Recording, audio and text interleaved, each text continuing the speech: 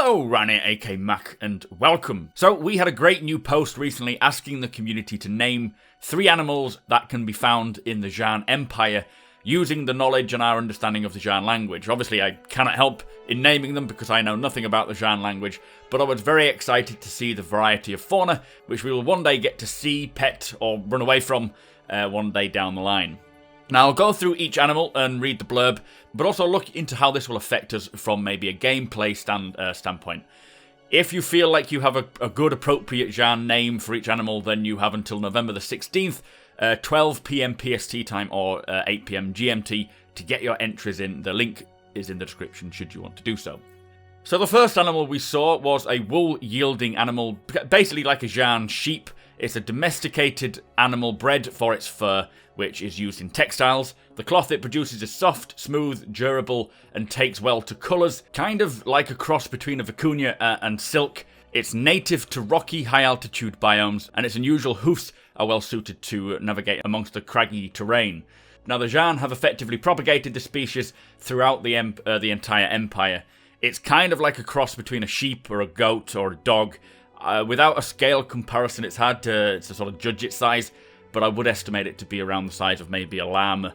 These will likely be docile, wandering around the mountainside, keeping out of anyone's way, and maybe seen penned in on Xi'an farms. Also a likely choice when it comes to livestock hauling. We could see this being moved around. But apart from their environment being rocky and at a high altitude, it's likely that the weather is generally cold, with them having a big fur coat. So the next animal we saw was the apex predator, native to Rela 5. This species is an arboreal animal that can glide from tree to tree in pursuit of its prey.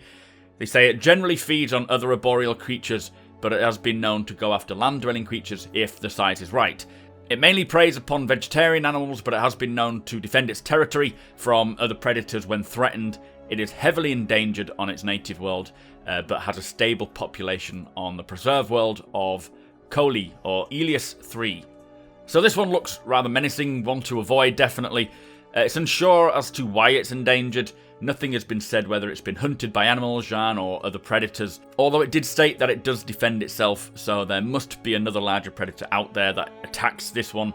Living in the trees, I would like to think that this animal would be something to keep an eye out for when wandering through forests in Xi'an territory. The method in which it swoops sounds quite difficult to defend against, making it quite a threat if you're in the wrong area, and I would expect it to make quite a distinctive call sound, a bit like a bird. But with it being heavily endangered, the likeliness of spotting one will be rare unless you're wandering through the preserved worlds, of which I'm pretty sure that firing at would be frowned upon. Now, the last animal we got to see was a common pet, or a popular pet. It domesticated itself as the Xi'an were developing farming, helping itself to the plagues of pests that would break into fermentation houses and make off with the valuable food. It loves swimming and water, as its ancestors used to live in the streams and the lakes that supported early Xi'an villages. But consequently, Xi'an find beavers and otters to be the most adorable earth animals, and it comes in many different coat patterns. Uncouth is a series of yellow, which is what we see here, that's preferred. Now, I find this one very intriguing, as we will be able to own one and keep it as a pet. It's kind of a bit of a critter, but with a fur coat, which can also vary the colour of the coat and maybe the patterns as well.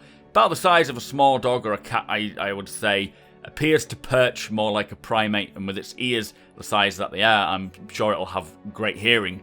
We know that pets are a stretch goal, so expect to be able to pick one up when you visit a Xi'an world, and hopefully have it wandering throughout the corridors of your Banu Merchantman or your Karak. That would be quite sweet, seeing it hop up on the dashboards and so forth. But this was a great snippet of the fauna expected in Star Citizen's persistent universe. Many planets, many systems will have its own unique fauna, which look like they belong to that world. Expect to see a wide variety of creatures, animals, and pets, each with their own behaviours. Some will be running from you, others may be chasing after you, ranging in size as well.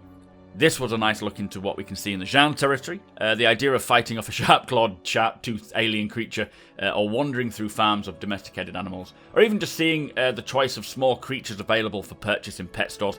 I cannot wait to get up close and observe these behaviours and the creatures, or maybe fight off an aggressive predator during a mission. Anyway, I really enjoyed this post. I look forward to more in the future, especially surrounding the fauna of planets and so forth. Do let me know what your thoughts are. Which was your favourite animal that pet does look kind of cute, but I'd love to go toe-to-toe with a bunch of those flying, crazy predator things. Anyway, we're giving away a Star Citizen starter package every month. Just be a subscriber and comment below on any video throughout the month of November to stand a chance. Also, follow the top link in the description below. We are giving away a Mustang starter package, which brings the Persistent Universe and Squadron 42. Big thank you to Sunkshark for that. Also, keep an eye out for December's giveaways.